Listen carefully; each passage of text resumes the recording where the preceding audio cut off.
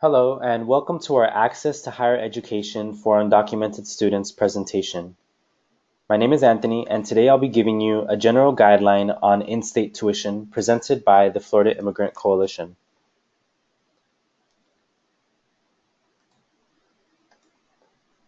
The Florida Immigrant Coalition, or FLIC, is a statewide coalition of more than 65 member organizations and over 100 allies, founded in 1998 and formally incorporated in 2004. We're led by our membership, grassroots and community organizations, farm workers, youth, advocates, lawyers, unions, and extended community leaders and fighters.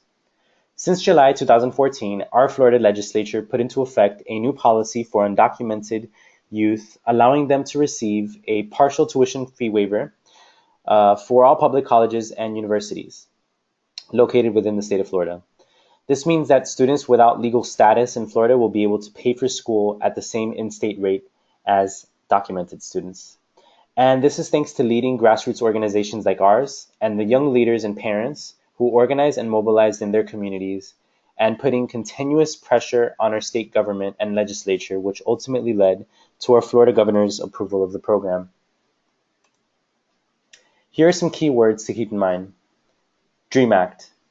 The DREAM Act is an American legislative proposal for a process for qualifying undocumented minors in the United States that would first grant conditional residency and, upon meeting further qualifications, permanent residency. DACA, or Deferred Action for Childhood Arrivals. DACA was an American immigration policy that allowed some individuals who entered the country as minors and had either entered or remained in the country, not legally, to receive a renewable 2-year period of deferred action from deportation and to be eligible for a work permit. As of 2017, approximately 800,000 individuals, referred to as Dreamers after the DREAM Act bill, were enrolled in the program created by DACA. The policy was established by the Obama administration in June of 2012 and rescinded later by the Trump administration in September of 2017.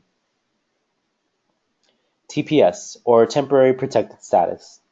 TPS is a temporary immigration status to the United States, which is granted to eligible nationals of designated countries. This is a very important program in Miami, specifically for our Haitian community, who have only received a TPS extension into January 22nd of 2018. Dreamers.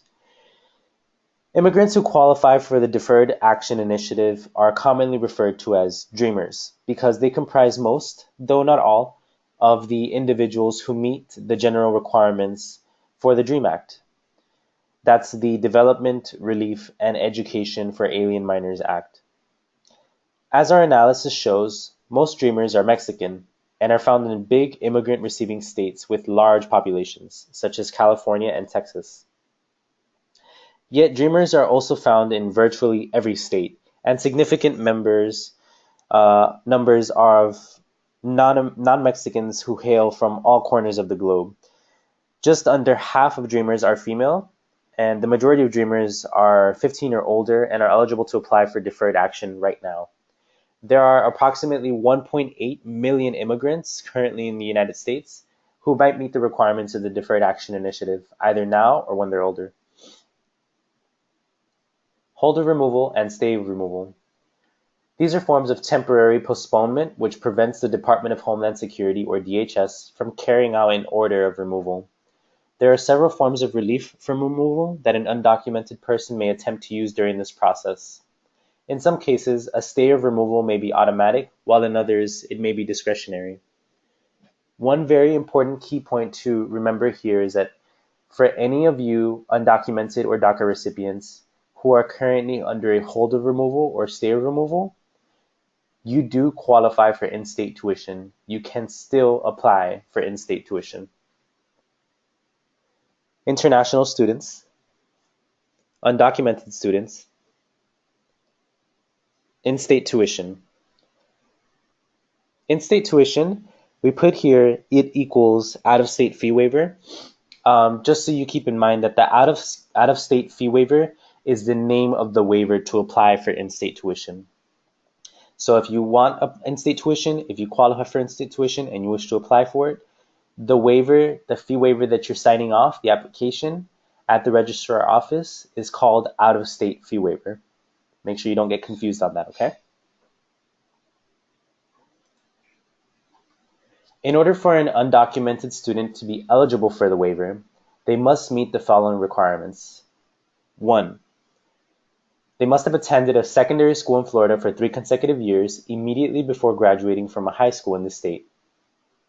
2. They must apply for enrollment in an institution of higher education within 24 months after high school graduation. That's no more than 2 years. And 3, they must submit an official Florida high school transcript as evidence of attendance and graduation. Within the state of Florida, there are many schools that offer in-state tuition. We have technical schools, community colleges, state colleges, and public universities. I'm going to pull up a list of public colleges and universities and state community colleges that offer in-state tuition that you may be able to apply for. And once you're admitted into the universities, you can go ahead and fill out the in-state tuition to receive the in-state rate. So we're going to pull up that list here. Bear with me.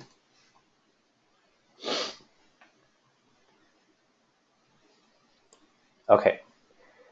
Here we have 12 public universities that offer in-state tuition that you can apply for. We have the Florida Agricultural and Mechanical University in Tallahassee, Florida Atlantic University in Boca Raton, Florida Gulf Coast University in Fort Myers, Florida International University in Miami, Florida Polytechnic University in Lakeland, Florida State University in Tallahassee, New College of Florida in Sarasota, University of Central Florida in Orlando, University of Florida in Gainesville, University of North Florida in Jacksonville, University of South Florida in Tampa, University of West Florida in Pensacola. These are some great public universities that offer many different fields for school. So go ahead and check out these universities, see what programs they offer, see if they fit in with your career goals, your dreams, and when you apply for them, if you're admitted into them, you can go into the office and fill out that in-state tuition as soon as possible.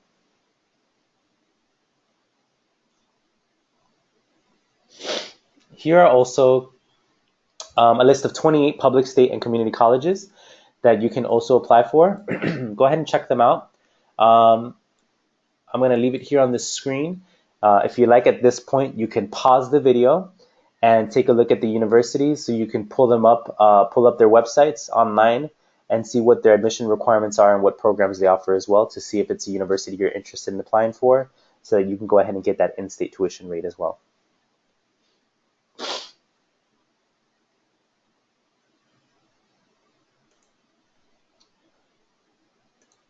Okay.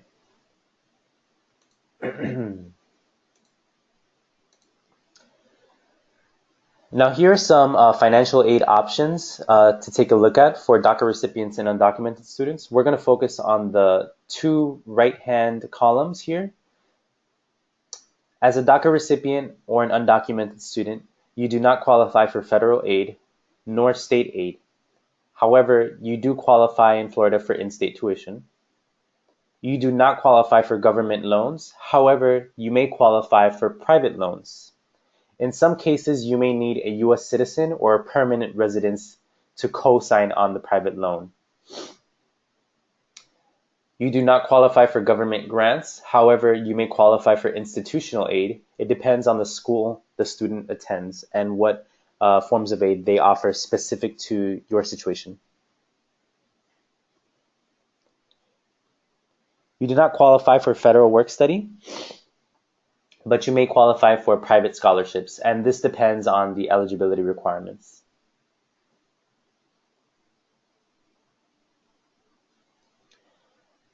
Now, next thing I want to pull up for you are some frequently asked questions that students have. We've already addressed and answered many of them. I'm just going to go over just a couple more for those of you who may need some additional information. And at the very end, if you have any more questions that haven't been addressed, either through the presentation or through the frequently asked questions, we have our personal information at the very end that we can share with you, so you can go ahead and call us and we can address those concerns for you, okay? Will the out-of-state, non-resident fee waiver classify me as an in-state student? The answer is no. Even with this waiver, you are considered an out-of-state, non-resident student, but you are permitted to pay in-state tuition and fee prices. Am I eligible for financial aid? Students using the fee waiver are not eligible for state or federal financial aid, as I already mentioned. This includes the Florida Bright Futures program, unfortunately. It's a great program, and it's getting harder and harder to get into every year as well. I myself got 75% tuition scholarship paid off through the Bright Futures program, and the eligibility requirements year after year has gotten much tougher, much stricter. So my little brother and my little sister, who are also citizens like me, probably won't be able to qualify for them because they're too difficult at this point. So keep in mind, a student may be eligible for private scholarships or school-specific aid. Universities offer many different scholarship programs and specific aid, so make sure you go into their schools and see what scholarships they also offer. And for this reason, the Florida Department of Education encourages every student to complete the free application for federal student aid. So go ahead and fill out the FAFSA. What qualifies as a secondary school for eligibility requirements for the fee waiver? Currently, the law only includes Florida high schools, both public and private. Therefore, students with a virtual school diploma, a homeschool diploma, or a GED will unfortunately not qualify for the waiver. You must have attended a Florida high school, public or private. If I graduated from school more than 24 months ago, am I eligible to be granted in-state tuition rates? Currently, the law states that you must have at least applied for admission to a qualifying higher education institution within 24 months of graduation. So if you did not enroll in or attend a qualifying higher education institution within that time frame, but at least applied before the 24 months passed, you should still qualify for the tuition waiver. You may, however, be asked to provide proof of application. And if you did not apply and more than 24 months have passed, no, you will not be eligible for the out-of-state tuition fee waiver. Okay. Which portion of the Florida Residency Declaration for Tuition Purposes form should I complete as an undocumented or DACA student? Please see the how-to guide for detailed instruction on how to complete the Florida Residency Declaration for in-state tuition purposes. That guide, I'm not sure if you wish to request it, you may contact us directly. I am currently an enrolled student and paying out-of-state tuition rates. Am I eligible to be reclassified to pay in-state tuition rates? Yes, you are eligible to be reclassified to pay in-state tuition rates. The change in tuition will be applied to the start of the next school term. So you're not entitled to a refund for out-of-state rates you paid in the previous terms, and make sure you contact your individual school's registrar office to obtain the fee waiver and apply for reclassification as soon as possible. Once I've established eligibility for the fee waiver, do I have to reestablish eligibility every year? Verification of eligibility for an out-of-state tuition waiver is only required during the term of initial enrollment. However, a student who transfers to another Florida post-secondary institution may be required to provide an official high school transcript for re-verification if inconsistent information suggests that an error was made or the student situation has changed. However, the student must have attended the institution making the initial classification within the last 12 months. Keep that in mind, within the last 12 months. And the residency classification must be noted on the transcript. If I'm applying for or enrolled in a graduate program, am I eligible to apply for this waiver? The answer is no. The current statute only applies to students in undergraduate programs. So if you're getting your 2-year degree or your 4-year degree, your associate's or your bachelor's degree, in that case, you can qualify and apply for the waiver. If you're working on your master's degree or your PhD, post-undergrad, in that case, this does not apply to you. Is there an appeal or a grievance process if the school denies me in-state tuition rates? The answer is yes. All institutions must provide a residency appeal process, which should be in writing and prominently displayed on the institution's website.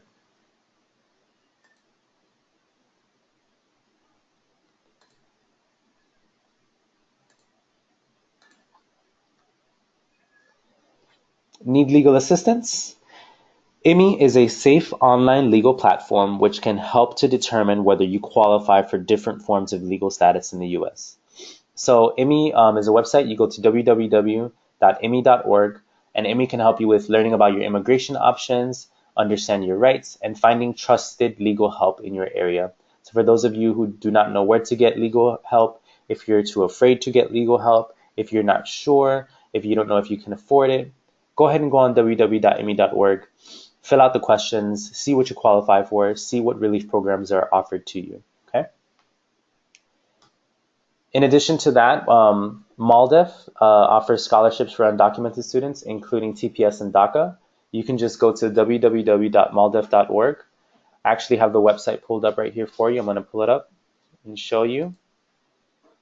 So when you go to www.maldef.org, you're going to be taken to the homepage. It looks just like this. Right here on the right-hand side, you're going to click on the tab Scholarships. And right under MALDEF Scholarship Resource Guide 2018 to 2019, they update this every year. You're going to click under Download MALDEF Scholarship Resource Guide for the 2018-2019 academic year. Should open up a new page with a PDF of about 20-something pages, which is a scholarship resource guide.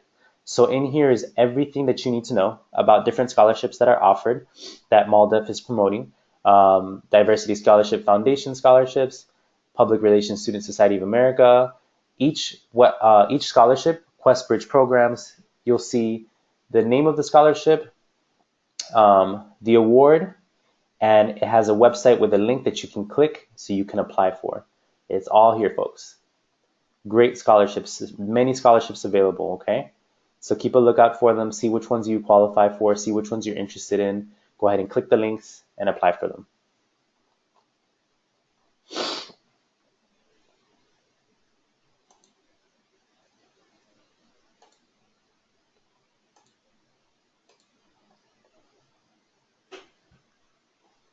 For additional help and information, you may also contact the Florida Immigrant Coalition through our direct hotline at 1-888-600-5762. We provide assistance and information on DACA, eligibility and assistance on citizenship, legal assistance, know your rights and deportation defense, and in-state tuition. For any other additional information or concern, please do not hesitate to visit our website at www.floridaimmigrant.org or give us a call at our home office, which is 305-271-7254. Once again, my name is Anthony, and on behalf of the Florida Immigrant Coalition, thank you for watching.